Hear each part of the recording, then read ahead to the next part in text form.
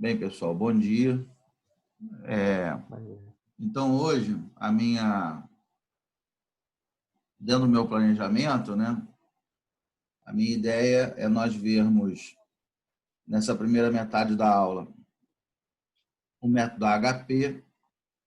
Na verdade, eu nem ia colocar o HP na nossa disciplina, mas acabou que eu senti a necessidade de colocá-lo, né, por uma série de razões. Ele é um método relativamente simples e é o mais utilizado do mundo. Então, como vocês já viram o Electre, né? Acho que foi o Luiz Frederico que falou do Electre, não foi? Fui eu. Quem falou? Acho que fui eu. Não, foi o Frederico. Foi o Frederico falou a segunda etapa. Foi, o comandante Luiz Frederico. Então, como vocês já... Assim, são os dois mais usados no mundo, né? O método HP, que é compensatório, e o método Electre, que é não compensatório. Na verdade, o método Electre é uma família, né? Uma família de métodos. Então, como vocês já viram o Electre, aí para poder entender o Electre More, eu entendi que seria interessante que vocês vissem o HP também. Tá?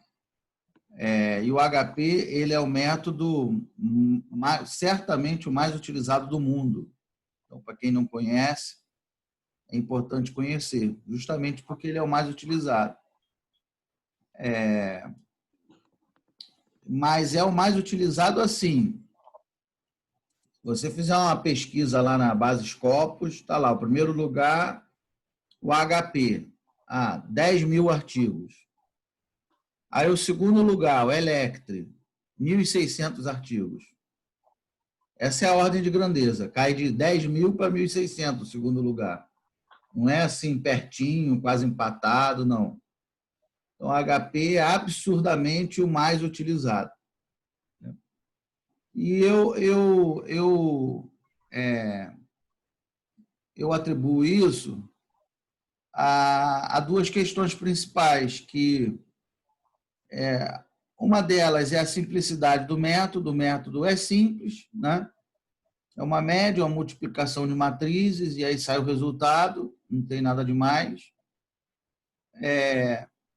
Então, quer dizer, as pessoas usam porque é simples, é fácil. E é isso mesmo, né? É para usar porque é fácil mesmo. É o que eu sempre falo, se eu tenho dois métodos que resolvem o mesmo problema, o mais simples é o melhor. Né? Por que eu vou ficar quebrando a cabeça com um super complicado se eu tenho um método simples que resolve? Então, uma das razões que eu atribuo, né, esse sucesso do HP é a simplicidade. E outra questão que eu acho que aconteceu é que foi feita uma campanha em torno do HP muito bem sucedida. Um marketing. Os Estados Unidos realmente abraçou, quem escreveu o HP foi o Thomas Saat, né? E ele teve muito apoio lá dos Estados Unidos, né? Então, o método ele se alastrou pelo mundo todo, né? Quando você tem ali uma universidade que te abraça, investe na tua pesquisa, dá bolsa para os teus alunos, a tendência é só crescer, né? Então, foi feita uma campanha muito, muito grande, muito... uma vez o professor Simões falou, não lembro quando, ele falou que, inclusive, o governo americano só, para fazer qualquer licitação para o governo americano, acho que foi até aqui na nossa aula, não foi que ele comentou? Para fazer licitação, tinha que rodar o método HP antes, para os órgãos públicos. Eu lembro dele falar isso sim, professor. Era obrigado. Então, quer dizer, já pensou, toda licitação, você tem lá os concorrentes, né? 5 concorrentes. Você tem que rodar o HP para ver qual é o melhor, qual é o pior. Em todas as licitações do país. Quer dizer, então, você obriga todo mundo a efetivamente conhecer o método. né? Em melhor ou pior grau, mas todo mundo, pelo menos, já escutou falar, né? Então essas são, eu acho que são as razões, né? A simplicidade e o fato de o governo americano, né? A academia, né? A universidade lá nos Estados Unidos, ter abraçado o Thomas Saat, né? Bem, então aí o Lucas ele fez o trabalho dele usando o HP, utilizou muito bem.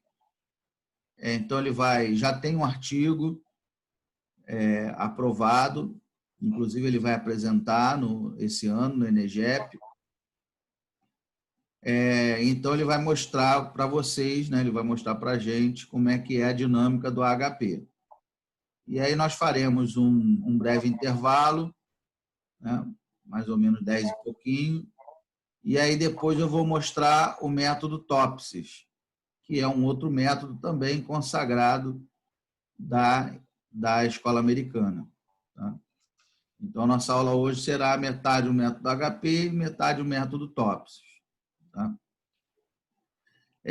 Porque depois nós vamos ver o HP Topsis. Então, juntando os dois, gerou um novo método, que eu vou explicar para vocês na outra semana.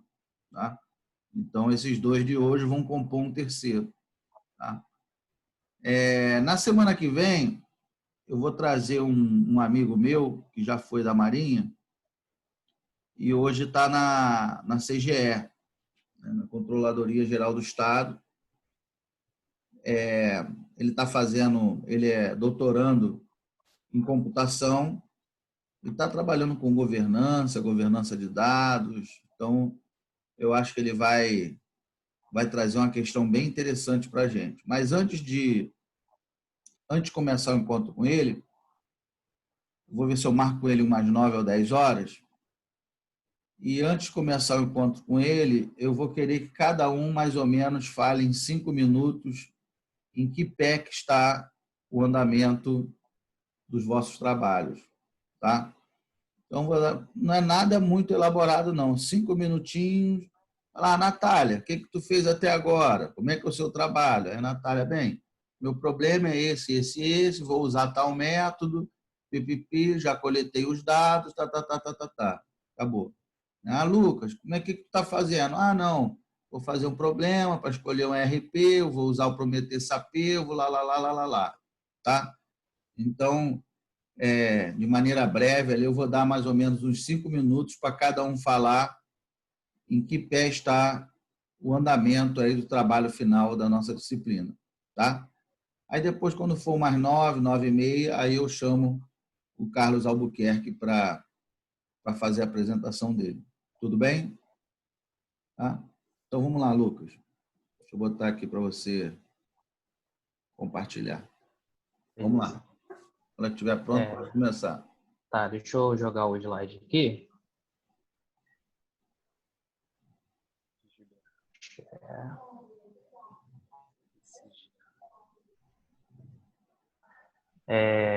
Então, pessoal, bom dia. A gente vai falar um pouquinho sobre o método HP. Né? A gente já viu aí diversos métodos, né? Já vimos o SAP, o Prometheus, o Toro, já vimos os métodos, né? A gente está fazendo por artigo. E aí veio a questão, né, que o professor passou da gente falar um pouquinho sobre o método HP, né, pelos motivos que ele já explicou agora na introdução da aula. Né? Vocês estão conseguindo me ouvir legal?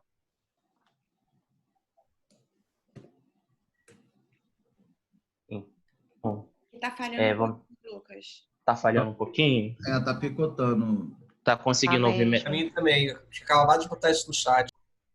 Conseguindo ouvir melhor agora? Aqui picotou um pouco também. Não sei se é conexão. Para mim também está picotando. Lucas, tenta tirar o teu vídeo. Às vezes fica mais leve e melhor. Como é que faz para eu tirar meu vídeo? É só clicar na câmera, do lado do microfone aí. Ah, tá. Vou fechar mesmo. Tu fecha teu vídeo, na verdade, tu tá compartilhando, deve ficar em cima. O ícone fica em cima quando tu tá compartilhando. Isso, fica. Dei um stop aqui. Foi. Beleza. É, Vamos ver se melhora. vê se melhorou aí. É. Melhorou. Vai lá, vai falando. Beleza. Então, assim, vou me apresentar aqui. Então, eu sou engenheiro de produção, tá? Me formei lá na Uniswan, tem mais ou menos um ano. E eu trabalho com planejamento e controle de produção, tem mais ou menos uns 9 anos. E aí, há pouquinho tempo, o professor também me como membro, pesquisador do Laboratório de Estudo de Governança de Estabilização, LabLego. E agora cursando a disciplina isolada aqui com vocês, desenvolvimento de ferramentas computacionais para poder tomar decisão. E aí, o método HP, né, que é análise hierárquica de processos, como o professor falou, ele é um método que ele é o método mais utilizado, né, disparado, né, e eu ainda não tenho acesso à base escola para poder e tudo mais, mas realmente o método é o método mais utilizado, né, como você falou, teve incentivo do governo, né, licitação e tudo mais, então isso realmente impulsiona muito a utilização do método, coisas que a gente não vê aí no Brasil. A gente que o pessoal que está criando, está aplicando melhoria, tem que dar o sangue, tem que correr atrás para o método ser utilizado, porque esse tipo de incentivo a gente ainda não vê por aqui. E os tópicos que a gente vai falar na aula, né? A gente vai falar sobre um pouquinho sobre o processório, falar sobre o método. E aí no método, a gente já vai, se eu estiver falando sobre, eu vou mostrar os conceitos e aplicando ao mesmo tempo, a mão na massa em si. E aí as considerações finais, aí vou demonstrar também um modelo feito em Excel, que eu desenvolvi para poder apresentar o meu TCC da faculdade. Vou demonstrar o artigo que foi aprovado lá no Enegep, né, que eu fiz junto com o professor e com o Luiz Frederico.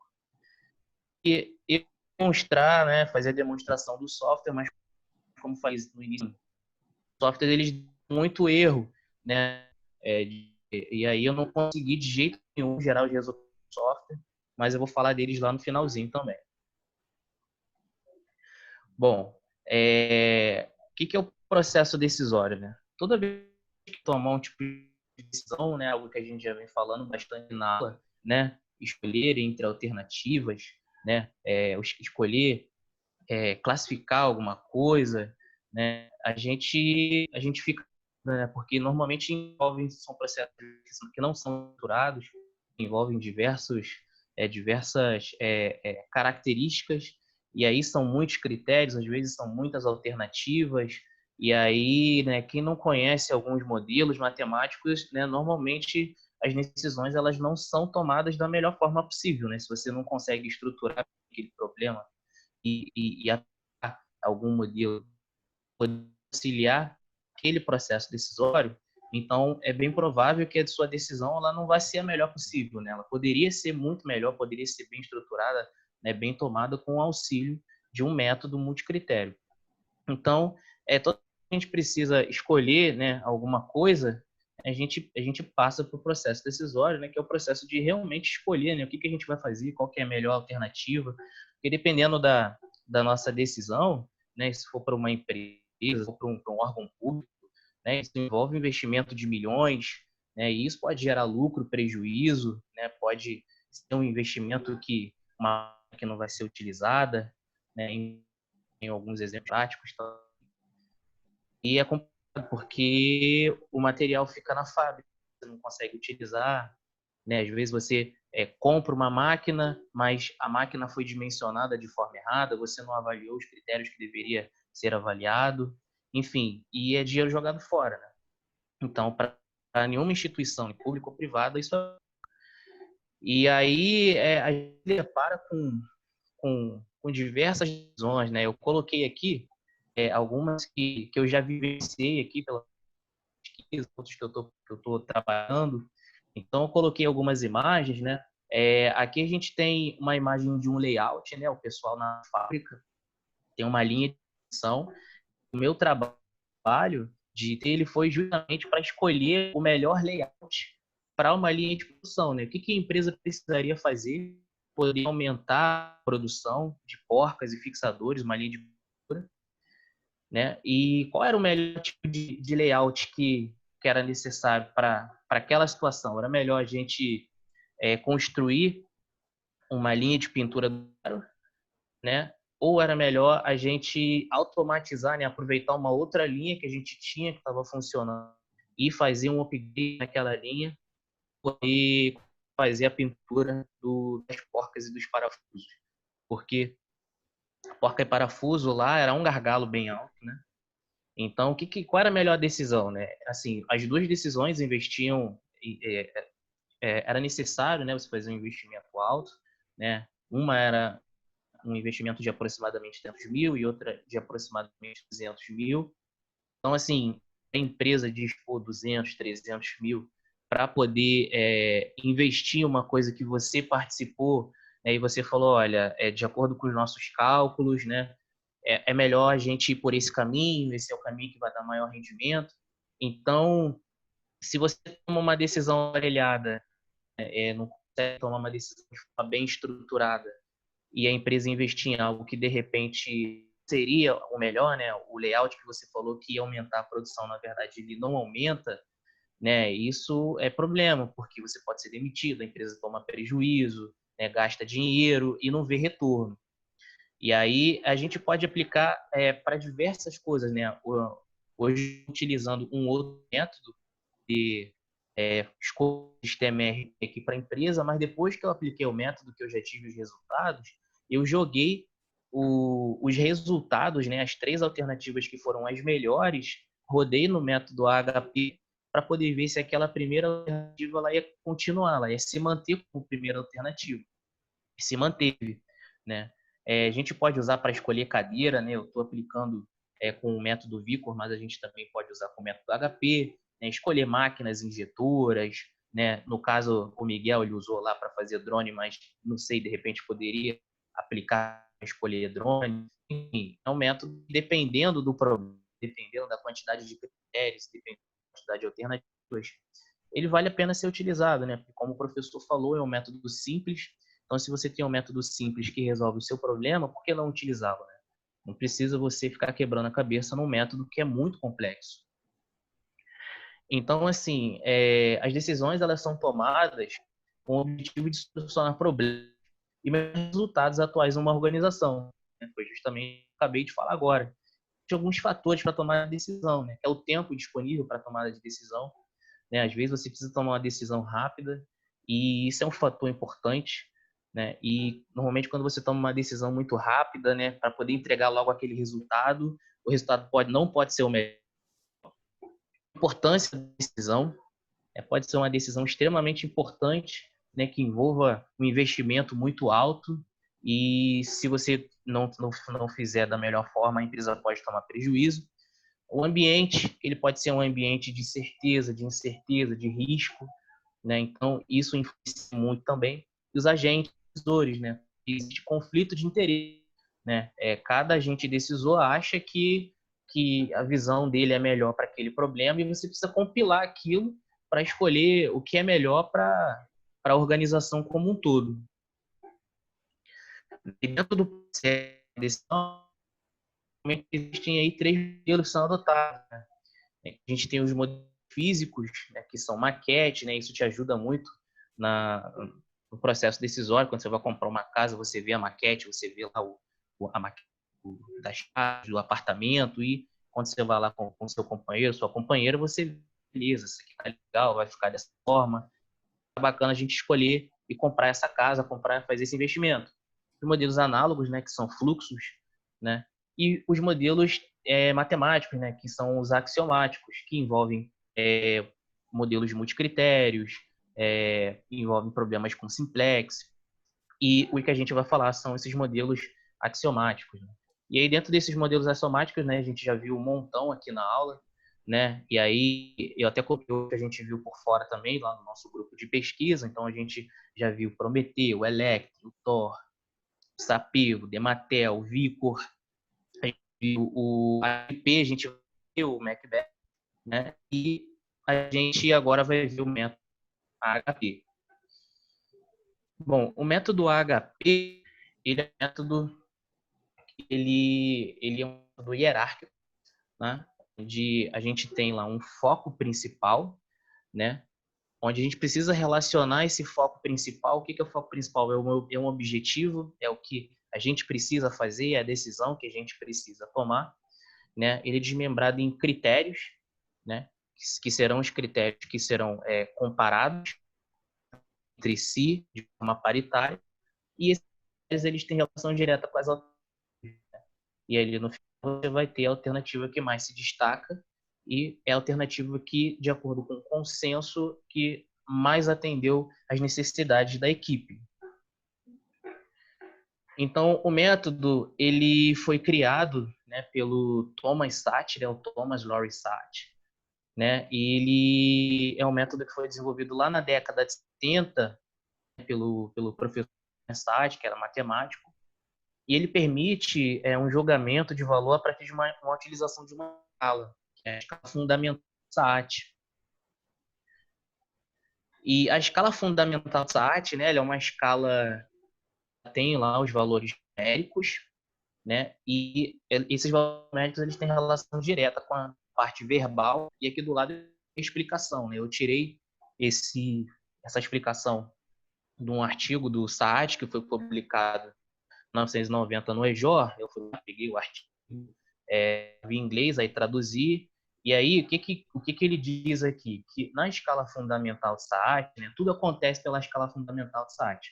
É por aqui que as comparações são feitas e que o resultado ele é obtido no final. Então, quando você tem lá o 1, que ele é de igual importância, né? As duas unidades ela contribuem da mesma forma para o problema. O 3, ele é importância modesta sobre o outro. O 5 tem uma importância essencial ou importância forte. O 7, ele é muito forte em relação ao outro. O 9, ele é extremamente importante. Né? O critério ele é extremamente importante em relação ao outro. Ou uma alternativa, ela é extremamente importante em relação à outra. A gente tem os valores que são valores intermediários, né, entre os julgamentos. Então, se eu tiver o 4, eu sei que a dúvida ali entre uma relação moderada e muito forte, né, moderada e forte de um critério em relação ao outro. Ou se eu tiver o 8, eu estou na dúvida se ele está entre o muito forte ou o de extrema importância em relação ao outro critério ou outra alternativa. E aí o método HP ele trabalha com multiplicação de matrizes, né? E a gente tem ele também trabalha, ele é um método que trabalha com matriz recíproca e ele trabalha com o método ele permite a consistência aí de até 10% entre os julgamentos. Né? Tem outro método também, né? Que é bem conhecido, que é o método que ele não aceita nenhum tipo de consistência. Né? O método HP ele aceita a consistência de até 10%. A gente vai falar o que é essa consistência também. Então, o método HP ele é utilizado para dar apoio na tomada de decisão, não decisões estruturadas, né? São decisões complexas. E o método consiste no modelo elaborado por Thomas Szasz na década de 70, né, que ele utiliza a escala fundamental de Szasz, onde os primeiros passos, né, geral, é identificar o foco principal, né, qual é o seu objetivo, que decisão você precisa tomar, determinar os critérios, né, como que você vai avaliar ali, e definir alternativas. O que vai ser no final, né? Qual vai ser o resultado? O que é a melhor opção que foi verificada após rodar o método e considerar as opiniões de todo mundo, né? Isso é uma das particularidades do método. O método ele precisa ser de uma forma consensual, né? Os decisores eles precisam entrar num consenso na hora de fazer a aplicação da mental do SAT. Então, esse problema que às vezes o decisor ele acha que um critério ele é extremamente importante que o outro, mas o outro decisor ele acha que é moderado em relação ao outro. Mas o método de que tem um consenso em relação às comparações. E aí, para poder entender melhor o passo a passo do método, eu fiz um fluxogramazinho. Eu tinha até feito coloquei lá no meu TCC, né? Só que aí eu, montando essa aula, eu fiz ele de novo e vi que dá para dar uma melhorada no fluxograma, que eu gosto muito de montar fluxograma, eu acho que ter o passo a passo bem delineado é bom, né? Pelo menos me ajuda muito nos meus estudos, e eu coloquei aqui também, e eu acho que pode ajudar quem quiser dar uma olhada no método depois, se o professor for disponibilizar o PowerPoint. Então, assim, de início, né, a gente vai definir o foco principal, né, o que eu vou escolher. Depois a gente vai definir os nossos critérios e definir nossas alternativas. Feito isso, a gente vai construir a matriz de decisão, né, que é a matriz de comparação entre as alternativas e de comparação entre os critérios, né? O método trabalha com a comparação para então, dependendo da quantidade de critérios e da quantidade de alternativas, é inviável fazer porque fica muito grande, a gente tem que pular para outros métodos. Tá? Depois que a gente conhece as matrizes, a gente vai fazer a aplicação da escala de SAT. E aí, tem gente que faz em relação ao foco principal, faz priorização critério, que pelo menos eu faço dessa forma. Primeiro eu faço a comparação em relação aos critérios, alternativa. Tá? Aí eu coloquei ali, né, a alternativa A sendo comparada com a alternativa B no critério custo. E depois a alternativa A sendo comparada no critério B, no critério produtividade, né? E assim sucessivamente. E depois a gente vai fazer a normalização da matriz, calcular as prioridades locais, né, dessa matriz normal, depois a prioridade média local, calcular o índice de consistência, a razão de consistência, né? Eu até coloquei uma parte de dúvida aqui no fluxo, né, que ele até pergunta, né, o resultado ele é menor que 0,1? Ou se sim, beleza.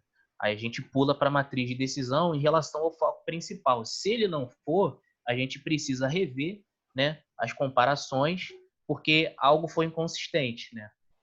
E aí, e na parte do sim, a gente novamente aplica as comparações em relação ao foco principal, a gente faz a normalização das matrizes, a gente calcula o índice de consistência, a razão de consistência, e aí depois a gente calcula as prioridades globais. Na prioridade global, ele já diz o resultado, né? Qual foi a opção que teve o maior percentual. E aquela que teve o maior percentual é a opção que melhor atende às necessidades de todo mundo.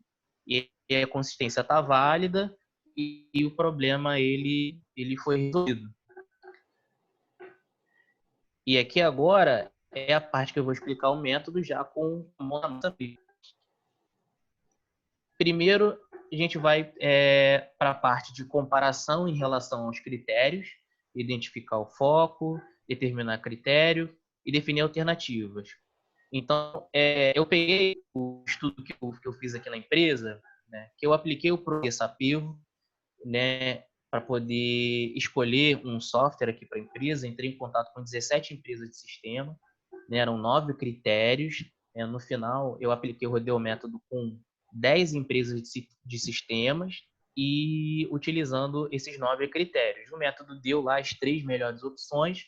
Eu peguei aquelas 3 melhores opções, que não era viável eu pegar lá as alternativas e os critérios e rodar porque ia ficar muito, porque como ele faz uma comparação para a par e eu os muito extensos, então peguei as alternativas com aqueles 9 e rodei o método. Então, o que é o meu principal, meu objetivo? É que o sistema é uma indústria de consigo o método HP. E quais os critérios que eu utilizei para poder aplicar o modelo?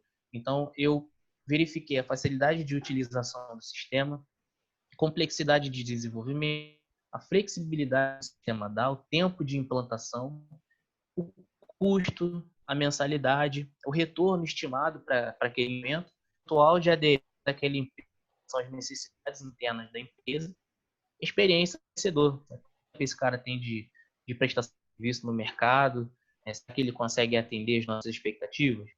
E aí eu coloquei as 3 alternativas. Lógico que esses não são os nomes das empresas, né? Por questões legais, eu mudei. Então, coloquei aí o NUPCP, o UPSoftware e o COU Sistemas. E aí, montei uma tabelinha, né, com os critérios aqui. Então, a gente tem critério qualitativo e a gente tem critério quantitativo. É uma método que permite trazer 2 tipos de critério, né? Fazer com os objetivos desse critério, né? São critérios para maximizar ou minimizar. E a descrição dos critérios e aqui os valores desses critérios em das alternativas em cada critério, né? Na parte qualitativa, eu não coloquei nada. E eu vou com vocês lá nas matrizes, mas na parte quantitativa eu coloquei. Então, no PCP, tinha um tempo de implantação de 80 horas, o custo de 18.500, a mensalidade de 1.890, de aproximadamente 9 meses, percentual de aderência às necessidades da empresa de 97,9%, e o cara está no mercado aí há 15 anos. Né? A mesma coisa para os outros sistemas. E agora, indo para a matemática da coisa mesmo, né? Matemática do método, eu montei no Excel, né? E eu acho melhor, eu acho mais intuitivo, né? Eu montar e nos prints para mostrar como é feito, né? Eu acho que fica mais fácil da gente entender. Então, eu peguei um exemplo aqui do tempo de implantação. Então, o que a gente vai fazer? A gente precisa primeiro fazer uma comparação par a par. Então, eu peguei o critério tempo de implantação, né? E estou comparando cada alternativa em relação ao critério tempo de implantação. Então, no PCP software, sistema em relação ao tempo de implantação. Então, como é que a gente faz essa relação de comparação? Ela é recíproca, tá? Aqui na diagonal principal vai ser sempre 1, porque é a alternativa, né, comparada com ela mesma, ou o critério com ele mesmo, né? O que a gente tem aqui nessa parte inferior recíproca dos valores, dos elementos, e aqui na parte superior são os elementos que a gente definiu. Então, o NuPCP em relação ao NuPCP, ele é 1, né? Ele é igual à importância. Esses valores aqui são os valores lá da escala fundamental do SAAT. O 1, ele é igual, igual. O NuPCP em relação ao NuPCP, ele é igual. O software em relação ao NuPCP, ele é 2, né? Ele está entre igual e moderado. Então, aqui em cima, né, na principal, ele é meio. No PCP, em relação ao COU Sistemas, ele é forte, ele é 5. O UPSoft, em relação ao COU Sistemas, ele é de extrema importância. Agora, vamos ver por que eu considerei isso. Então, vamos lá. A gente está olhando o tempo de implantação. Então, no PCP ele tem 80 horas, o UPSoft ele tem 30 horas e o COU Sistemas ele tem 160 horas de tempo de implantação. Então, no PCP em relação ao COU Sistemas, 80 em relação a 50 horas, 80 horas é forte, né? Básico, é quase metade do tempo aí de implantação. Agora, o UPSoft em relação aos sistemas, o UPSoft ele faz em 30 horas e o COU Sistema ele faz em 150 horas. Então ele é extremamente importante, né? O tempo é uma diferença.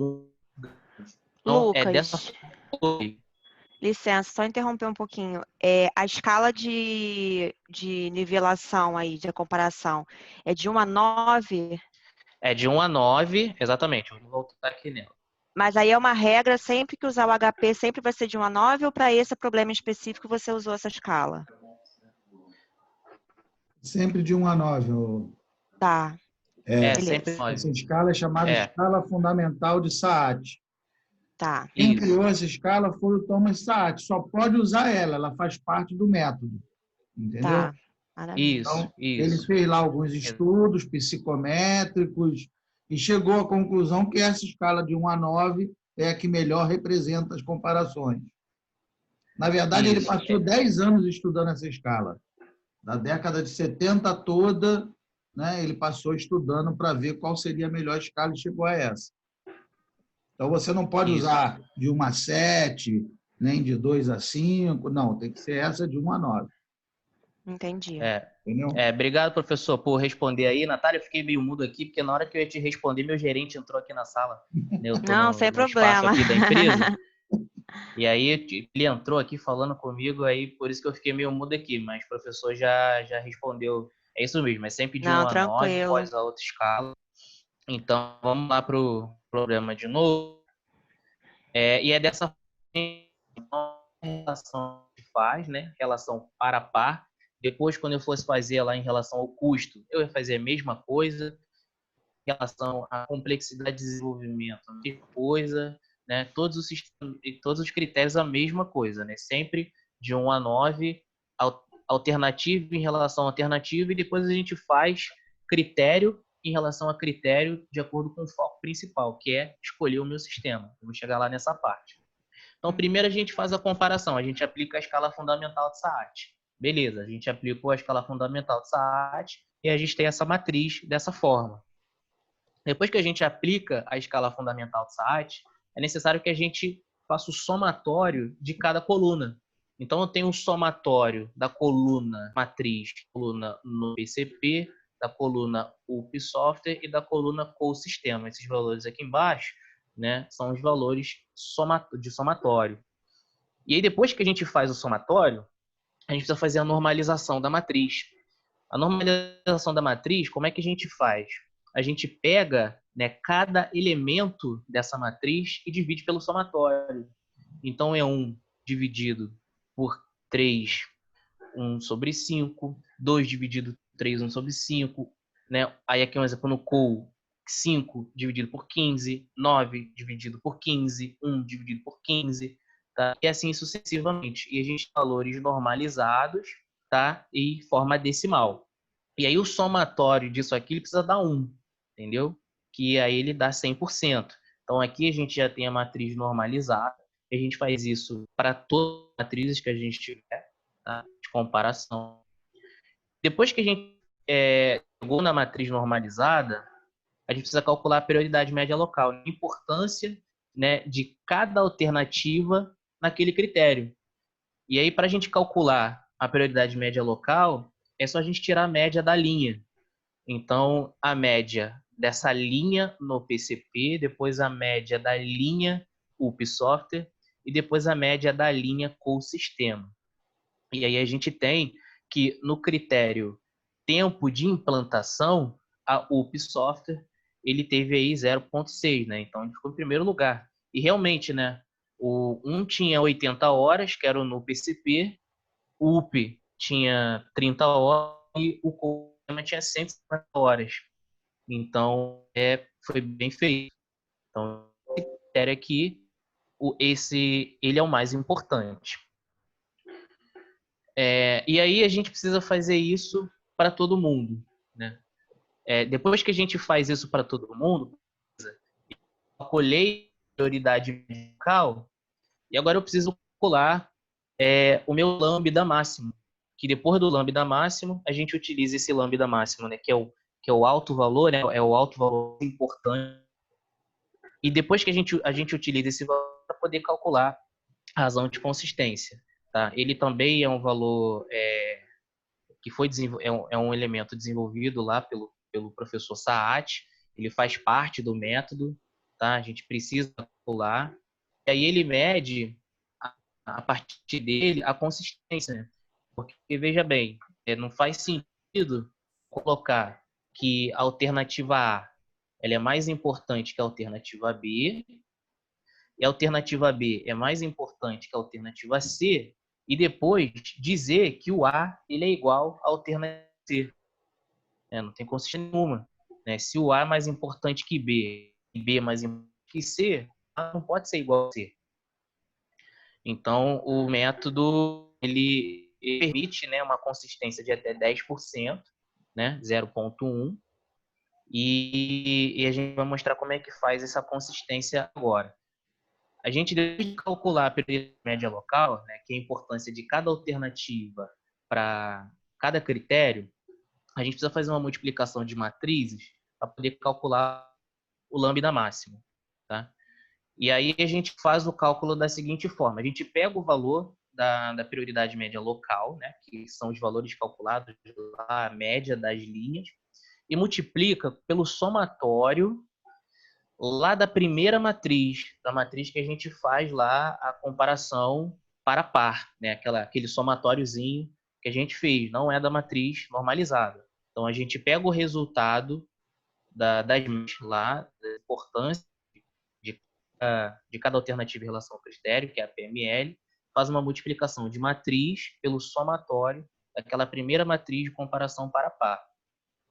E eu coloquei aqui até de duas formas, né? Não sei se vocês podem, de repente, querer repetir. Então, multiplicação de matriz, eu na mão em cima, para mostrar como é que faz, né? Elemento vezes o primeiro elemento, mais o elemento, vezes o segundo elemento, mais o outro elemento, vezes o terceiro elemento, e aqui embaixo, mostrando que o Excel ele já faz direto. A multiplicação de matriz, você seleciona a matriz que você quer multiplicar, vezes a outra matriz que você quer multiplicar, ele dá exatamente o mesmo resultado. Então, o lambda máximo aqui, ele deu 3,002. E a partir do lambda máximo, a gente precisa calcular o índice de consistência. O índice de consistência é o lambda máximo menos n sobre n menos 1. Esse n, ele é a grandeza, né, de cada matriz, é a ordem da matriz. Se for uma matriz de ordem 3, é o lambda máximo menos 3 sobre 3 menos 1. Se for uma matriz de ordem 5, máximo menos 5 sobre menos 1. Então, ele tem relação direta com a ordem da matriz, tá? A grandeza da matriz. No nosso caso aqui, o lambda máximo ele foi 3, e a gente tinha uma matriz de 3, né? Era uma matriz 3 por 3, né? De ordem 3. Então, 3,002 menos 3 sobre 3 menos 1. Então, o índice de consistência ele deu 0,001. Se a gente multiplicar isso por 100, a gente vê que ele está bem abaixo. Depois que a gente calculou o índice de consistência, a gente precisa calcular a razão de consistência. A razão de consistência é que vai medir se ele está efetivamente dentro do que o Thomas Saat determinou, que é até 10% ou não. Se tiver acima de 10%, a gente tem que rever as comparações para estar consistente.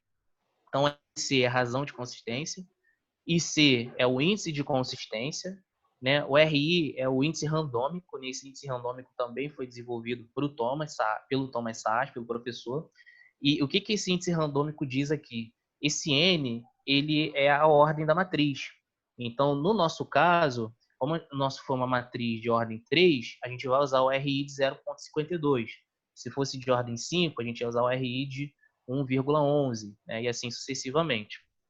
E aplicando aqui o IC, que foi o que a gente calculou anteriormente, 0,001, dividido por 0,52, porque a nossa matriz é de ordem 3. Então, ficou aproximadamente 0,0017. Então, está bem abaixo, né? Uma matriz consistente, né? E ele diz que é até 0,1. Então, tá beleza. Essa comparação ela foi feita, né, da forma correta. E aí eu peguei... Oi? Você falou que se não der, se der acima de 0,1, teria que rever. Mas rever o quê? Refazer o quê exatamente? O que Então, deu errado? O que deu errado, você está vendo essa tela aí com essas comparações? O que deu errado é que não teve consistência na hora que a equipe ela decidiu fazer a comparação par a par entre os sistemas. O que acontece? Eu vou te mostrar aqui. Vou voltar lá para a gente pegar o gancho principal. Tá mexendo aqui. Quando você fala que A é melhor que B, B é melhor que C e C é melhor que A.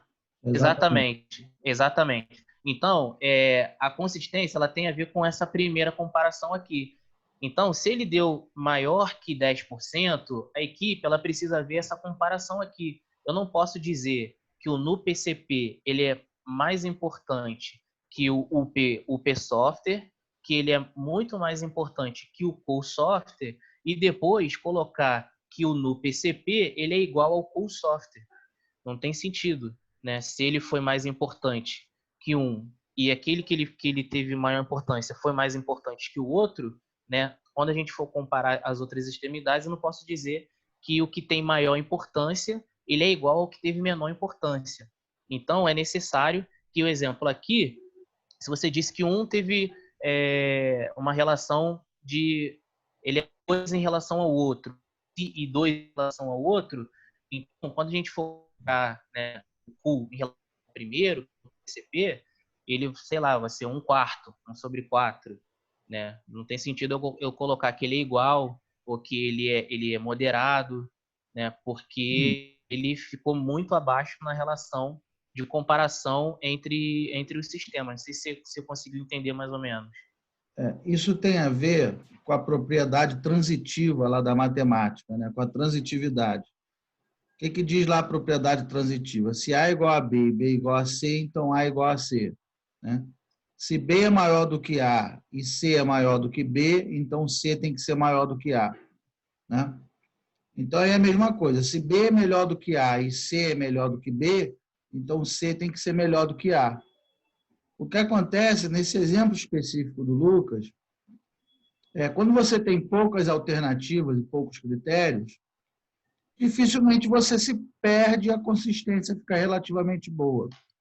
O problema é quando você tem muitos critérios e muitas alternativas, que você tem que fazer numa comparação par a par, e aí vai nos levar a uma combinação fatorial, e aí você acaba se perdendo. Você diz que B é mais melhor do que A, B é igual a C, B é muito melhor do que D, B é absolutamente melhor do que E, B é igualmente importante que F e tal. Chega uma hora que você se perdeu e o B, que para você era praticamente melhor que todo mundo, uma hora você diz que F é igualmente bom em relação a B.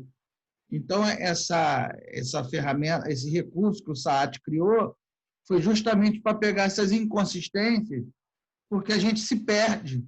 Como exige um esforço cognitivo muito grande para fazer essas comparações pairwise, então a gente acaba se perdendo e nós mesmos acabamos por fazer uma comparação inconsistente. A gente diz que B é melhor do que A, C é melhor que B. Pô, se B é melhor do que A e C é melhor do que B, necessariamente C tem que ser melhor do que A. Mas, em um dado momento, a gente diz que C é tão legal quanto A. Opa, aí a razão de consistência vai te pegar. Porque se você disse que B é melhor do que A e que C é melhor do que B, o C não pode ser tão legal quanto A, né? Então, na verdade, aí quando esse valor dá maior que 10%, desculpa, é o SAAT te convidando a reavaliar as suas comparações. Você está falando, olha, tem alguma coisa que não está legal, dá uma olhada aí nas tuas comparações de novo para ver se não tem alguma inconsistência. É isso, né? Isso. Na verdade, o SAAT está até facilitando o nosso trabalho, né? Facilitando a nossa... Ele é um convite, olha só, tem alguma opinião aí que não está legal, você mesmo está se contradizendo. Dá uma olhada com calma de novo. É isso, Antônio. Tá compreendido, tá perfeito. E aproveito para fazer mais uma pergunta também. Você falou que é um consenso, né? Ou seja, essa avaliação, apesar de serem multidecisores, essa avaliação na escala SAAD, ela é feita consensualmente pelos decisores, ou seja, eles vão preencher só uma tabela que eles discutiram lá, eu acho que esse daqui é 1/9, aí vai lá e vai colocar, entendi. Tá. Exatamente isso. O grupo se reúne, e aí, isso aqui é o quê? É 3 ou é 4? Ah, não, eu acho que é 4, porque é mais importante. Não, 4 não, porque na verdade é 3, então o grupo fica ali discutindo, e no final o grupo todo preenche a mesma tabela, de maneira consensual. Entendi. Isso, exatamente. E aí, continuando, né, eu coloquei aqui agora de forma resumida, né, tudo que a gente fez, isso para todos os critérios, né, para vocês perceberem como é que é. Então, eu tenho a comparação par a par da facilidade de utilização do sistema, da complexidade de desenvolvimento, flexibilidade, do tempo de implantação, isso para todas as alternativas, né? O PCP em relação a outras, o soft em relação às outras, faz isso de forma paritária para todas as alternativas e para todos os critérios. Por isso que não é muito legal, né, a gente aplicar o método HP quando você tem um número muito grande de alternativas e muito grande de critérios, fica muito grande, né, os cálculos ficam imensos. E aqui a gente tem a comparação par a par, aqui nessa parte a gente tem a normalização, que é pegar o elemento da matriz e dividir pelo somatório, tá? E aqui a gente tem a prioridade média local, que é a média de cada linha. Aqui a gente tem o lambda máximo, né, que é a multiplicação matricial dessa matriz aqui, de prioridade média local, vezes esse primeiro somatório dessa comparação. Aqui a gente tem o índice de consistência, assim, sem querer. Aqui tem o índice de consistência, que é o lambda máximo menos n, sendo n a grandeza da matriz, tá? Dividido por n menos 1, e a razão de consistência, que é de consistência calculado sobre o índice randômico, que é tabelado, né? Dependendo da grandeza da matriz, ele tem um valor tabelado. E aí, fazendo, né, vocês conseguem ver que as razões, né, a razão de consistência para todos os critérios, ele deu 0. Então tá bacana, né? Foi bem aplicado. Aqui para o restante dos critérios, né? Mensalidade, retorno de investimento, percentual de aderência, experiência do fornecedor. Eu fiz isso para todo mundo. Então, beleza. Aí a gente fechou a primeira etapa, que é fazer a comparação par a par alternativa em relação a cada critério. Depois, a gente vai fazer exatamente a mesma coisa, só que agora em relação ao foco principal, que em relação ao objetivo. Então, qual é o meu objetivo? Pô, meu objetivo é escolher um sistema para a empresa. O sistema da empresa não está legal, não está atendendo, né? E agora eu tenho aqui os critérios. Eu vou fazer essa comparação, né? Montar uma matriz maior, né? Se não me engano, essa matriz de ordem 9. Eu vou comparar critério em relação a critério para o objetivo principal. Então, facilidade de utilização em relação à complexidade de desenvolvimento. O que é mais importante para mim? Então, para mim, né, é muito mais importante a facilidade de utilização do que a complexidade de desenvolvimento. Eu quero que o pessoal utilize bem o sistema, não tenha dificuldade de utilizar, né? Ah, beleza. O tempo de implantação em relação à experiência do fornecedor. Para mim, o tempo de implantação ele é moderado lá na experiência do fornecedor. O percentual de aderência, né, que é quanto que esse sistema ele atende às necessidades internas da empresa. Então, percentual de aderência, que está aqui embaixo, em relação ao custo, ao custo, cadê o meu custo? Com percentual de aderência em relação ao custo, 4. Ele está entre moderado e forte. E assim sucessivamente, né? Aqui em cima são as comparações, né? A parte superior da matriz, na diagonal principal, né? Tudo 1, porque é o mesmo critério, né? Ou a mesma alternativa com ele mesmo. E a parte de baixo é a recíproca, né? Da matriz, que é o valor, né? Dela.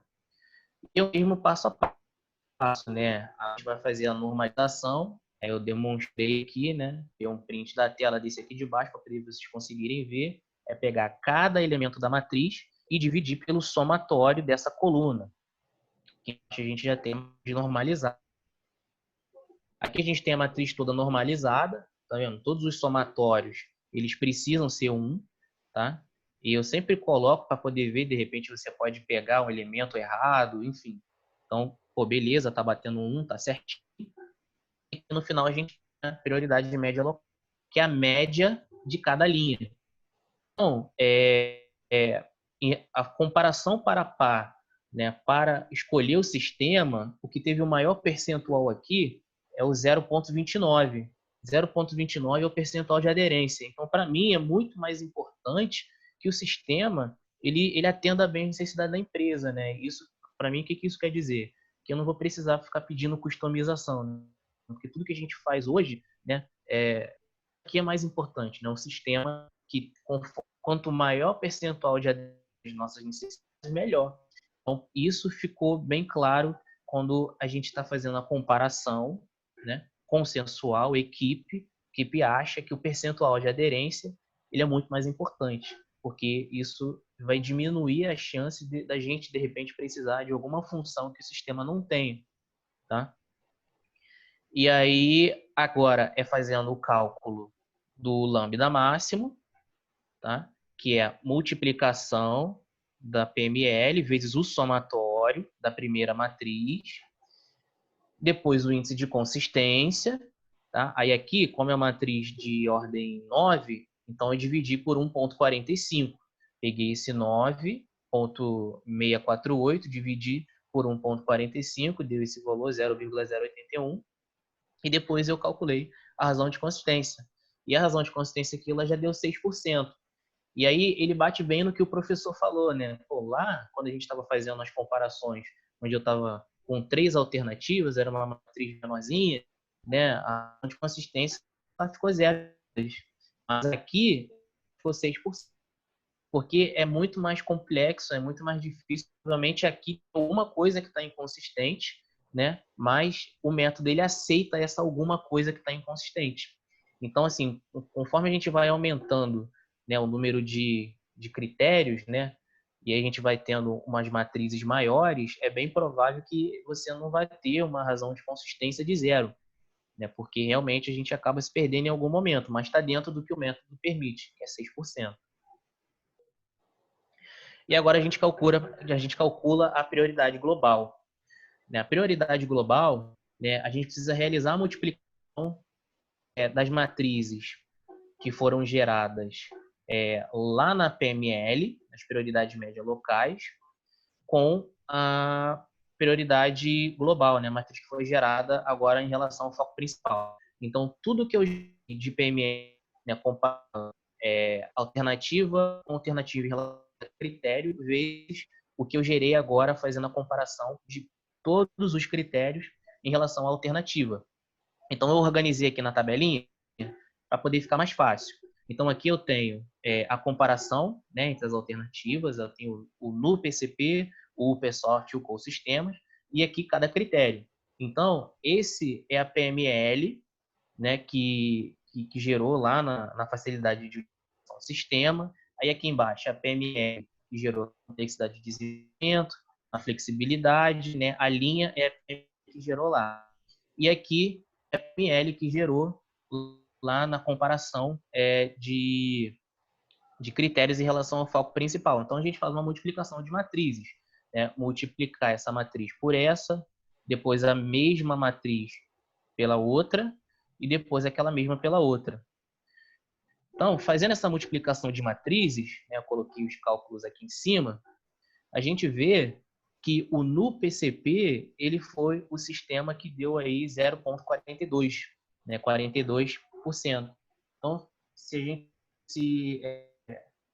escolher o sistema mais claro, que melhor todo mundo de forma consensual, seria o NuPCP. Não é o sistema mais barato, não é o sistema que apresentou menor mensalidade, menor tempo de implantação. Provavelmente o percentual de aderência das nossas necessidades foi muito alto, né? Provavelmente a facilidade de utilização do sistema também foi muito bem avaliada. E aí ele foi escolhido como um sistema que melhor atende, mas o segundo colocado ficou ali com 35,5%. Né? Também não está muito longe, né? E assim, a gente precisa ressaltar que os métodos, eles são métodos para auxiliar a tomada de decisão, né?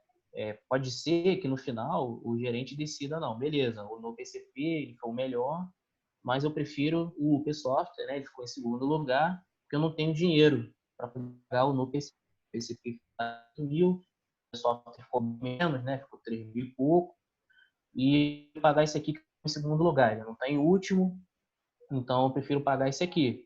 Beleza, né? É uma decisão que cabe à diretoria, que cabe, né, ao nível estratégico da empresa. Pelo menos a decisão está sendo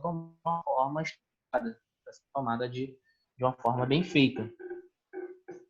E, assim, esse é o método, né? O método bem simples, como vocês puderam observar. E as considerações, né? Falar sobre o método que ele trabalha com uma escala fundamental, que é a escala fundamental SAAT, né? Igual a Natália perguntou. A gente não pode usar outro tipo de escala, tem que ser a escala fundamental SAAT. Ele é um método compensatório, né? Ele tem relação direta entre as comparações, né? Um critério que ele foi ruim em todos e foi muito bom no custo ou na mensalidade, né? Uma alternativa, ele pode influenciar lá no final, né? Ele é compensatório e hierárquico, né? Ele trabalha com um nível de hierarquia, a gente tem o objetivo principal, a gente tem os critérios, a gente tem as alternativas, ele permite uma consistência de até 10%, é justamente o que o professor falou, é o Thomas Saat te dizendo que tem alguma coisa errada. Ó, cara, dá uma olhadinha aí, porque você está se embolando nessas comparações, a equipe não está entrando em consenso, tem que se reunir de novo, né? Não está muito legal. Ele não é indicado em muitos critérios e muitas alternativas, justamente por ser um método que faz comparação par a par, né? E dependendo da quantidade de critérios alternativos, ele fica muitas comparações. Ele é o mais indicado, ele é o mais utilizado do mundo, né? A gente consegue utilizar ele de forma qualitativa e quantitativa, justamente por ele ser todo modelado a partir da escala fundamental de SAAT. A gente efetivamente não coloca os valores quantitativos, né, de custo, igual a gente viu em outros métodos, que a gente consegue colocar o valor do custo, o valor da mensalidade. Não, a gente faz uma comparação em relação à escala fundamental. Eu sei que 150 horas, né, é um tempo muito ruim de implantação em relação a 80 horas. Então, a gente precisa fazer essa comparação de acordo com a escala fundamental de SAAT, né? Ali, ele gera um valor cardinal, né? Ele não gera um valor de primeiro, segundo ou terceiro, ele gera um percentual. E a gente, inclusive, consegue ver o segundo lugar, se ele ficou muito distante, se ele não ficou. Então, se no final o gerente decidir ir para o segundo lugar, ele sabe que ele está em segundo lugar, ele não está tão... O primeiro lugar está com 42, o segundo está com 35. E os decisores eles precisam concordar, né? Justamente o que o Antônio falou, né? Havia um consenso.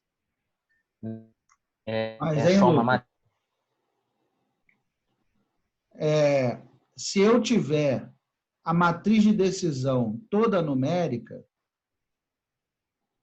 eu não preciso usar a escala fundamental de SAAT para fazer as comparações dentro de cada critério. Eu posso pegar a matriz toda numérica com os dados de custo, né, prazo, pego essa matriz, normalizo todo mundo, né, e no final só vou usar a escala fundamental de SAAT para fazer a comparação paritária entre os critérios. Né?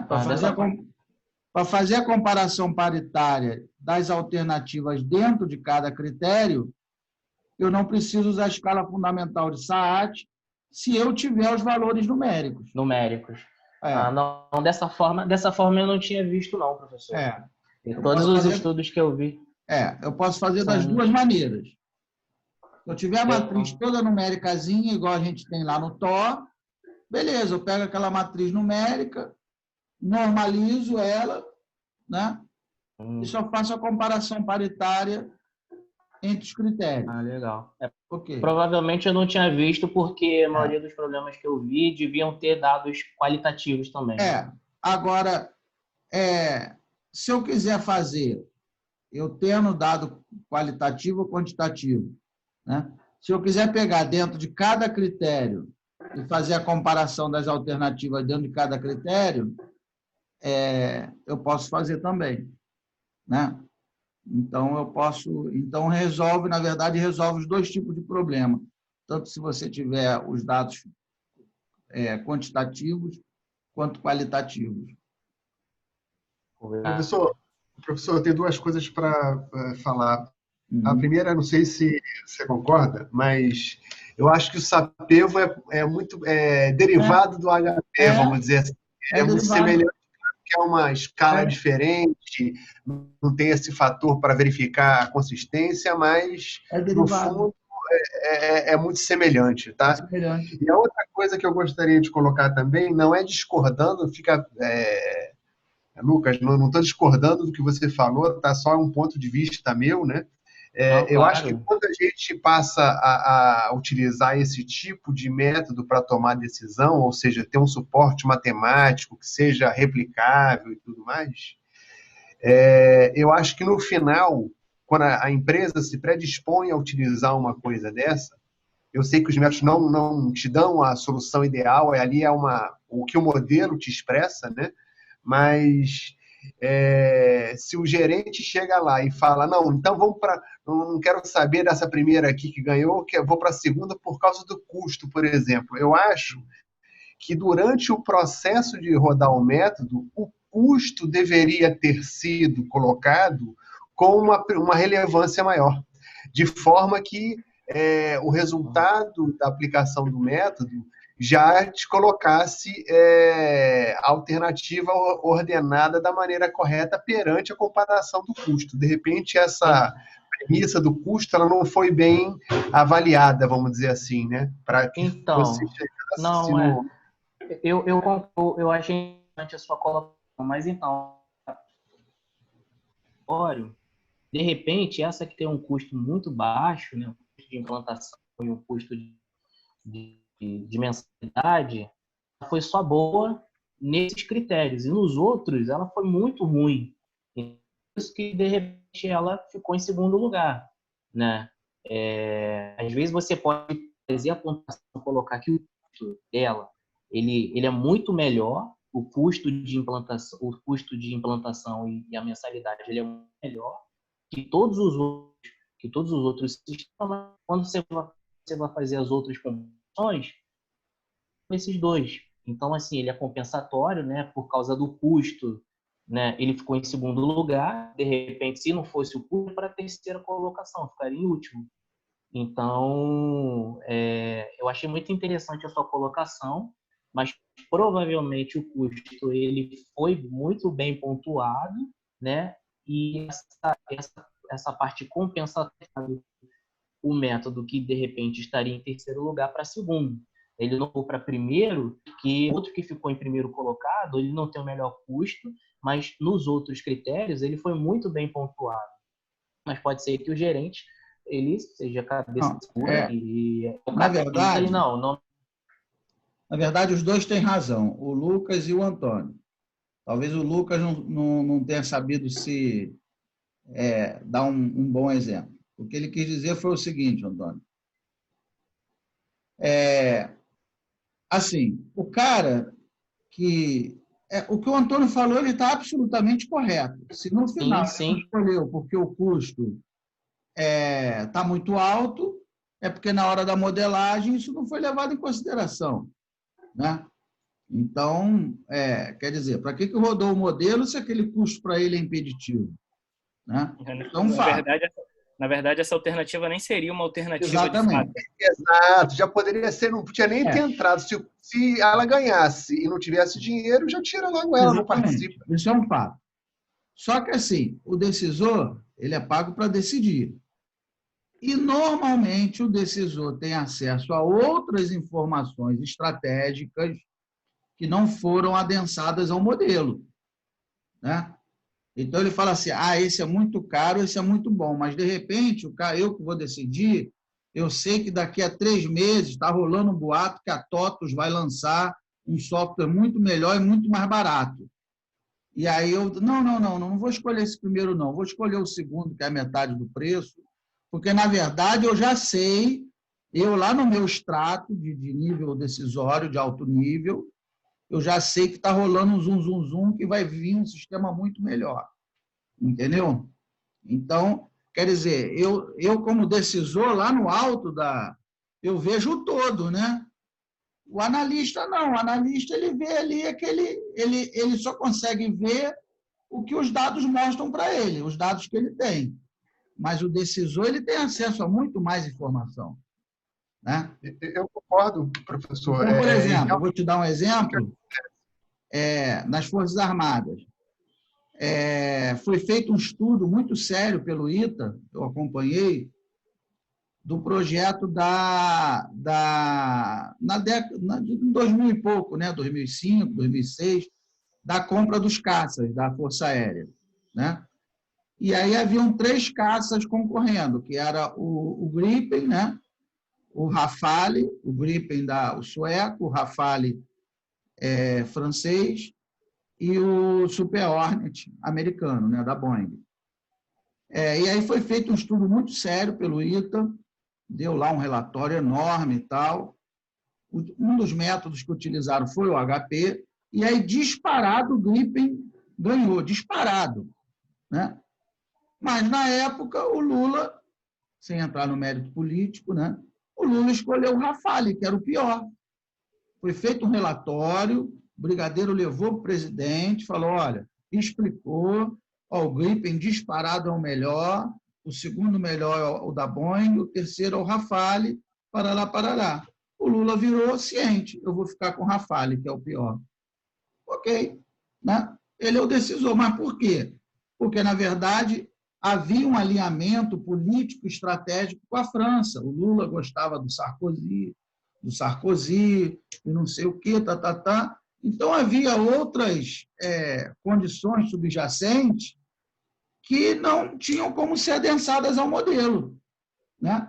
E aí ele decidiu pelo Rafale. Na época, a negociação avançou para a Força Aérea operar com Rafale, mas aí depois o Lula saiu, entrou a Dilma, não sei o que, e aí quando saiu finalmente, realmente saiu com o Gripen, que sempre foi o melhor, e no método já apontava que era o melhor, e aí aquele contrato com o Rafale foi cancelado e optou-se pelo Gripen.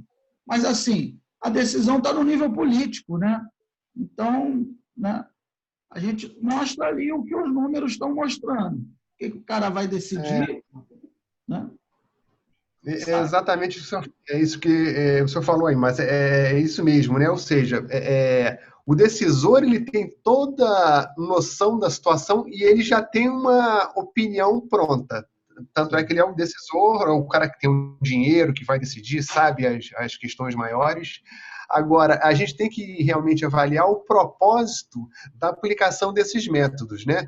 Se o objetivo dele era, em sua essência, decidir a melhor solução do conjunto, ele, teoricamente, ele teria que ser obedecido. Agora, obviamente, se o decisor ele quer utilizar o método só para respaldar a opinião dele, ou seja, saber o quão a opinião dele está fora ou de acordo com o modelo, aí já é um outro propósito. Por quê? Porque a decisão, no final das contas, já estava tomada. Ele ia de Rafale, independente do resultado do modelo, ele ia de Rafale, e outras questões de custo também é a mesma coisa. Ele já sabe que ele quer ir, porque sabe que vai acontecer tal coisa no futuro, ele já tem a opinião dele pronta e a decisão tomada. Ele só quer um modelo para falar assim, vamos ver o que o modelo dá?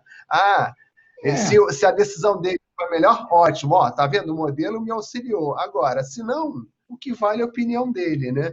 Eu acho que tem que estar muito bem acordado na empresa, onde for aplicado. Olha, gente, a gente vai seguir o que o modelo está propondo para a gente? Sim, aí faz todo sentido de utilizar. Agora, se a opinião já está formada, que o decisor tem todo esse direito, né, e poder para isso, eu acho que o modelo ele só é para suportar, não suporte a decisão dele, mas, Antônio, veja bem, tem o seu mérito também, né? Porque, às vezes, veja bem, eu já estou com uma opinião mais ou menos formada e eu não sei, na verdade, eu estou com a minha opinião mais ou menos formada, mas eu não sei o quão bom realmente aquela alternativa é ou não. Eu só sei lá, eu gosto daquela alternativa, né? Eu sou amigo do dono, né? Então, realmente, eu posso mandar aplicar o método para ver qual é a posição dela globalmente falando. Né? Mas, assim, se ela tiver entre as piores, eu acho que é assim, é um convite à reflexão, né? Exatamente. Eu que Saber o que escolher. Eu que Saber estava predisposto a fechar um negócio com a pior alternativa, não vai mais.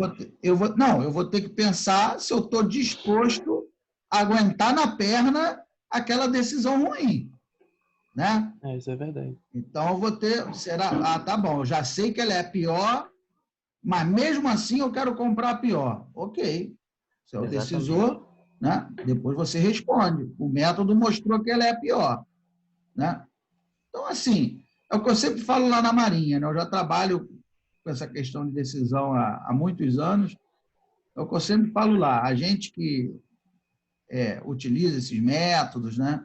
Não só multicritério, mas simulação de Monte Carlo e outros métodos, né? Teoria dos jogos. Assim, a gente não pode se apaixonar pela decisão, né? Não pode se apaixonar pelo método. Então, eu tenho um colega que fica revoltado, igual o Antônio falou, né? Pô, se não ia usar, para que mandou calcular? Não sei o quê. Trabalheira, né? A gente ficou 1 ano calculando essa droga e, no final, escolheram pior. E, né, isso não nos cabe. Né? Nosso papel é só subsidiar. Se vão usar ou não aquilo que a gente apontou, é outra história. Né? Então, como eu sempre falo, o POZero não pode se apaixonar pela solução. A gente dá o subsídio e o decisor decide. É o que eu sempre falo também lá no projeto, né? Decisões técnicas para problemas técnicos, decisões políticas para problemas políticos, né? Eu sou técnico. Então, mesma coisa. Não, a gente tem que pedir para ir lá para Brasília para explicar que a compra é ruim. Não. Eu não tenho nada para fazer em Brasília. Me deixa aqui na minha sala calculando meus números. Né? Eu sou técnico. De repente, o decisor só não colocou esse critério a mais aí que ele está utilizando só para ele, né? Eu sou técnico. Ele tem esse critério político aí que ele não quis colocar, né? Pois é. E tem outras questões também, né? Tem várias outras questões, tem conflito de poder. Não, se eu escolher esse aqui, eu vou dar cartaz para o gerente da seção tal, e aí ele vai aparecer mais do que eu. E então não é bom que se utilize um software tão bom e tão barato, porque senão o gerente de TI vai ter mais poder do que eu tenho. Tem outras questões também, né? Políticas, conflitos de interesse, tem tudo isso, né? Tudo isso entra em pauta na hora de uma decisão. Eu não sei, não sei se foi o caso aí da compra dos caças, né? Mas de repente já se esperava que fosse comprar o ruim, né? Mas de repente queria o decisor, no caso, não sei se foi o exemplo, mas queria entender qual é a distância de um para o outro, né? Pô, vamos ver se está muito gritante. Eu vou comprar de qualquer jeito, mas de repente se tiver muito ruim, aí não vai ter jeito de passar, né? Aí é um outro critério dele, né? Não sei qual foi, enfim. A aeronáutica mostrou, houve um estudo lá do ITA, mostrou que o Rafale era o pior, no entanto, foi um escolhido, mesmo sendo o pior. Não, vai fazer com a França. Ok. O decisor, ele que é o dono do dinheiro, ele que dá a canetada. Exatamente. Mas o estudo não era nenhum problema de decisão. Ele vai aguentar as consequências? Exatamente. Se lá na frente, o Rafale é uma droga e tal, não, mas aqui a gente mostrou, foi feito um estudo mostrando que o Rafale era o pior. Só que ele não foi escolhido. Sabido, né? Já era sabido. Aí a gente não tem um problema de escolha, né? A gente não tem um problema de multicritério, né? Porque o cara só está avaliando ou só o custo, ou só aquele viés político, né? Então tem essas questões todas que o Lucas falou, que o Antônio falou. O Antônio está com razão, é isso mesmo. Sim, tá corretíssimo. Por exemplo, igual o que aconteceu aqui, né? A gente rodou um modelo e tudo mais, eu mandei para a diretoria e depois me foi perguntado, beleza, mas qual é o mais barato? Então, porque agora, exatamente. A boa e velha porque pergunta, agora, né? Qual é o mais barato?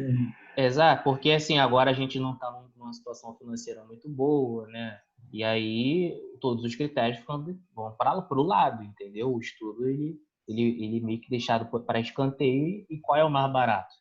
O bom é que o mais barato é o segundo lugar. Se fosse o terceiro, ia ser ele mesmo. É igual quando tu apresenta um projeto lá e tu fala assim, vai ter um retorno maior que todo mundo, mas leva mais 5 anos. O cara, mais 5 anos, mas dobra o valor. Eu não sei nem se eu tô vivo. Aí tu fala assim, Exatamente. Tá bom, né? Tipo, você já perdeu o propósito. Exatamente. Aí, pessoal, eu vou mostrar aqui o Excel que eu fiz lá pro TCC. É só dar um stop share aqui e compartilhar lá o Excel, né, professor?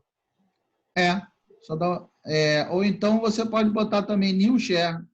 Tá bom, você já tirou, beleza. Vai lá em Calma aí, share deixa eu screen. abrir aqui.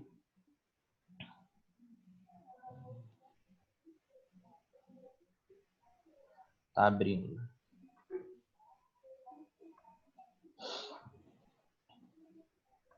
Edição.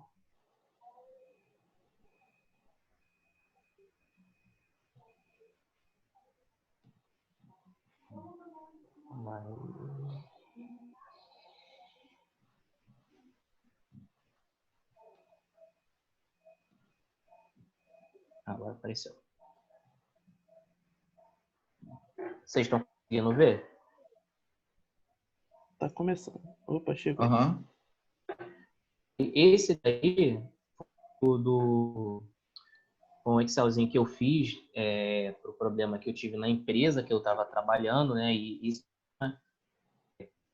Após o TCC, a gente fez um artigo, que o artigo foi aprovado agora no NGF desse ano, né? Que é a proposta e implementação de um sistema de apoio à decisão para avaliação de layout, né? Estruturação e modelagem matemática a partir do método HP. Layout é o tipo de linha de produção que você vai adotar, né? No nosso caso lá, a gente precisava se a gente ia construir uma nova linha ou se a gente ia fazer uma customização, né? Uma automação, uma linha de pintura que a gente já tinha. Então, aqui essa arte, né? E aí, aqui eu coloquei numerado, então o foco principal é justamente o que a gente tinha visto, né? Ele é um problema de estrutura hierárquica. Então, aqui no topo a gente tem o objetivo, que é escolher o melhor layout, aumentar a produção de fixadores. Aqui a gente tem que eu avaliei na época o gerente de produção, o supervisor e tudo mais, que é a movimentação do material dentro da fábrica, o custo, né, o retorno, né, quanto que ia aumentar de produção, quanto que a gente ia reduzir de custo mensal, isso e aquilo ia ter influência direta na qualidade da pintura dos produtos. Eu tinha duas alternativas, eu tinha um layout A e tinha um layout B. E aqui já fazendo a comparação par, cada layout em relação a cada alternativo, soma de coluna, normalização, prioridade local. E aqui no final já é a comparação de acordo com o foco principal, né? Eu bloqueei as células, então eu só consigo mexer nessas aqui de cima. Então, se eu for mexendo nessas aqui de cima, ele vai mudando tudo aqui para mim, vai me dizendo o percentual, e se a matriz está consistente, se não está. Então, se eu botar um 5 aqui, ele já mudou, já disse que a consistência está inválida, né, que provavelmente a gente vai precisar se reunir para poder rever que não está legal. Acho que era um que estava. Consistência válida. E aqui ele diz que o layout B era o melhor layout, né? É o layout que ele ia atender bem tanto o pessoal da qualidade, a gente ia ter qualidade do produto, tanto a movimentação, ia ter menos movimentação, custo, né? E provavelmente ia ser melhor, o retorno, né? Enfim. Deixa eu passar aqui. Aqui são os dados que eu colhi lá na linha de produção, um trabalho bem extenso, fiquei mais um levantamento de dados, eu ia para a linha, eu marcava tempo de operação, eu via a qualidade, eu tirava foto, eu fui no gerente de projetos, foi um trabalho bem extenso, então eu calculei produtividade teórica, mão de obra necessária, característica, controle operacional, tudo de acordo com os dois layouts, layout A, layout B, com velocidades distintas, um trabalho bem rico, né? Aqui foram os dados que eu colhi, né? Foi 2017 esses dados. Então, fiquei colhendo dados durante um mês, dia 27 de fevereiro a 27 de março. só vendo velocidade da linha, quantos operadores tinham, enfim, para poder rodar bem o problema, né? Aqui alguns dados de pedidos que estavam sendo feitos na época. Aí fiz o desenho das linhas também, né? Então, esse daqui é o layout A, que era o layout que a gente ia fazer a implementação, né? Em vermelho aqui era onde ia passar os novos fixadores, né? E essas outras linhas aqui eram onde a gente já pintava outras chapas lá. E aqui embaixo era o layout B, que era fazer uma outra linha com uma linha em U, né? Dando várias voltas dentro da estufa e com o tamanho, a metade do tamanho da outra. E aqui embaixo era o layout atual. A gente queria tirar esse layout aqui, essa linha de produção, e fazer uma melhoria nela.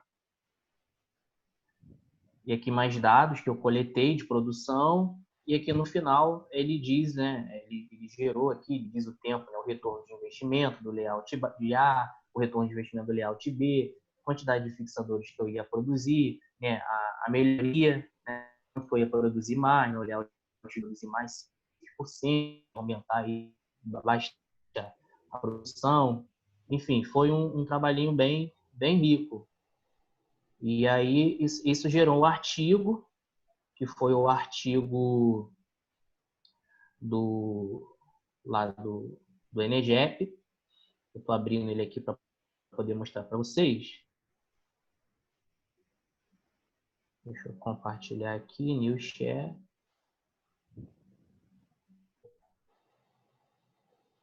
Aí ele gerou esse artigo, né, que foi aprovado, né, a gente vai apresentar a proposta de implantação de um sistema de apoio à decisão para avaliação de layout, estruturação e modelagem matemática a partir do método HP. É um artigo meu, junto com o professor Marcos e o Luiz Frederico, do Casnave. E aí o EGEP ele é um evento de engenharia de produção, né, do país, né, ele é um encontro nacional. E quando a gente recebeu a notícia que o artigo tinha sido aprovado lá do ENEGEP, foi uma felicidade muito grande, né? Porque muita gente tenta colocar um artigo em diversos congressos, né? Mas você ter o seu artigo no encontro nacional, né, principalmente da sua área, é muito gratificante. O ENEGEP então, na produção é como se fosse o SBC para o pessoal da computação, né? O Simpósio lá Brasileiro de Computação. Então, quando veio a notícia, eu fiquei muito feliz, né? Esse aqui é o corpo dele. Vocês estão vendo agora aqui o restante do artigo? Tá aparecendo. Tá aparecendo aqui? Então, aí ele ficou com 18 páginas, né? Aqui ficou bem estruturado, né? Sendo mais ou menos aquela linha que o senhor está pedindo, né? Introdução, problema. Aqui eu estruturei bem o problema, características, aí a parte de fundamentação teórica, aqui explicando o que são os layouts, né, o que é um arranjo físico, a parte de metodologia, né, aquele fluxograma que eu tinha feito, que eu melhorei ele, né, e aqui a parte matemática, explicando como que o HP funciona, como é que ele foi desenvolvido, eu utilizei o HP, né, a parte hierárquica do modelo. Aqui eu coloquei a computação, tá vendo? A movimentação de material, né? É critério definido em virtude da redução de movimentação de material, conforme a explicação de arranjo físico, né? E aqui eu estou explicando o que é cada critério, né? O que ele influencia. E aqui mostrando os layouts, mostrando como é que eram as linhas de produção, os problemas de qualidade que a gente tinha lá, né? O parafuso ele passava rápido na linha e não pegava tiro, começava a destacar. Então, assim, é um projeto bem legal. Eu saí da empresa, a empresa infelizmente entrou em recuperação judicial, né? E não aplicou, não construiu, né? Ainda está com a mesma linha lá, os problemas ainda são os mesmos. Mas a decisão de não fazer nada foi uma decisão, uma decisão gerencial. Não fazer nada é uma decisão. Exatamente, é uma decisão gerencial. Isso envolve diversos conselhos, diversos pontos. Não tem como, na operação judicial, deixar de aplicar. E aqui no final, eu mostrando, tá vendo como é que fez, né? Foi tirar os prints para mostrar.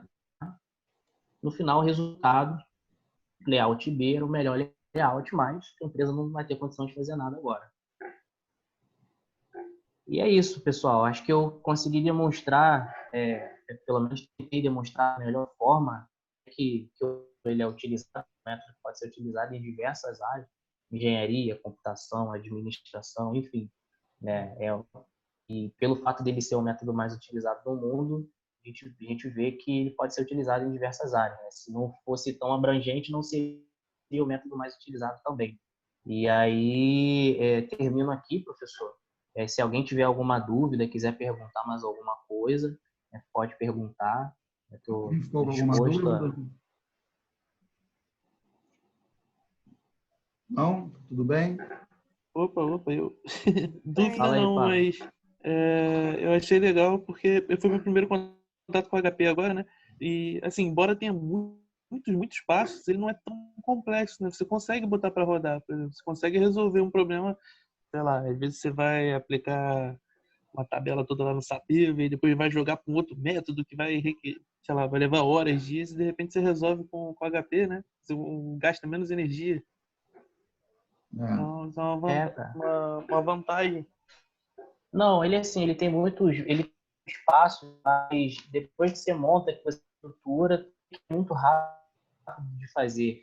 Na verdade, eu detalhar, cara, eu faço fluxograma, eu vou passo a passo, justamente para tentar reduzir o máximo de dúvida na estruturação do modelo.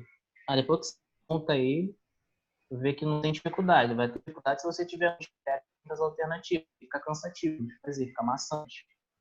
Mas se você tiver pouco critério, pouca alternativa, ele é bem tranquilo de fazer.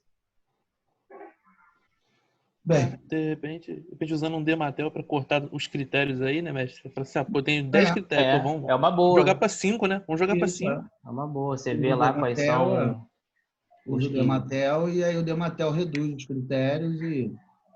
Agora também, se vocês pensarem bem, o Tor 2, ele também faz isso, né? Quando você usa lá no final a teoria dos conjuntos aproximativos, ele acaba retirando os critérios que não mudam a ordenação. O Tor 2 ele faz isso também. Descarta. Ele descarta aqueles critérios que não provocam mudança na ordenação. Né? Tem uma variedade, aí tem métodos para todo gosto. Né? O que não falta é método. E é o que o senhor fala, né? É importante a gente conhecer o maior número de métodos possíveis, né? Se a gente aumentar o nosso guarda-chuvão lá, a gente consegue ampliar o nosso leque e ver que não faz sentido eu aplicar o HP para determinado problema, que eu posso utilizar algum outro método, enfim. É importante a gente conhecer, saber que apesar né, não são métodos difíceis de você resolver. Eu gosto do método HP, acho ele interessante. Muita gente fala mal do HP, muita gente não gosta do HP. Mas é o que eu falo. Bem, primeiro que se é o mais utilizado do mundo, não é possível que seja tão ruim assim. Né? Então, eu já começo por aí. Né? E o problema é que, às vezes, é o que eu sempre falo, para quem só tem um martelo, qualquer coisa vira prego. Né? Às vezes o cara só conhece o HP ou conhece poucos métodos, e aí ele quer usar o HP para resolver aquele problema que não vai ser resolvido pelo HP. Aí ele diz que o método é ruim. O método não é que o método é ruim, é que para aquele problema o método não resolve. E o cara não conhece outros métodos, aí a solução dá ruim. Né? Então, assim, eu conheço alguns críticos do HP, né? O HP, não sei o quê, lá. Né? Então, eu não acho nem que ele é o sensacional, o melhor do mundo, nem acho que ele é o pior. Ele é mais um método. Né? Ele é mais um que a gente deixa lá na nossa malinha para quando precisar. Pô. Só isso. Né? Bem, então eu vou fazer o seguinte, eu vou dar um intervalo agora para vocês, eu vou mandar um link no Dropbox, na próxima metade da aula eu vou falar sobre o método Topsis. Então vou mandar um link para vocês baixarem o material, um software. Na verdade, eu vou mandar zipado, né? E aí vocês vão baixar, não é vírus, fiquem tranquilos, né? E aí vocês baixem esse material desse link que eu vou mandar. E, se quiserem, aproveitem para pegar caderno, lápis, porque eu vou escrever as equações, vou fazer os cálculos. Então, se vocês quiserem acompanhar, eu acho que facilita, né, a fixar mais o método, né? Então, aí vocês já aproveitam e se preparem aí para o próximo assunto, tá? Então, são 9h50 agora. Então, vamos fazer 20 minutos de intervalo. Quando for 10h10, eu vou fechar essa sala para já processar a aula e guardar e salvar lá para disponibilizar para vocês, para ir adiantando. Quando for 10h10, eu vou mandar outro link, então, para a gente voltar. Tá bom? Tudo bem. Professor, o link no Dropbox para a gente baixar o material. Vou mandar. Como é que é? O link para a gente baixar aí. Ah, tá. Vou mandar pelo WhatsApp. Esse link aí é a solução do Topsis em Python, né? Tá bem. Eu tenho aqui. Já tem. Tem statidade. Vou tirar ele aqui. Obrigado. Tá bom. Valeu.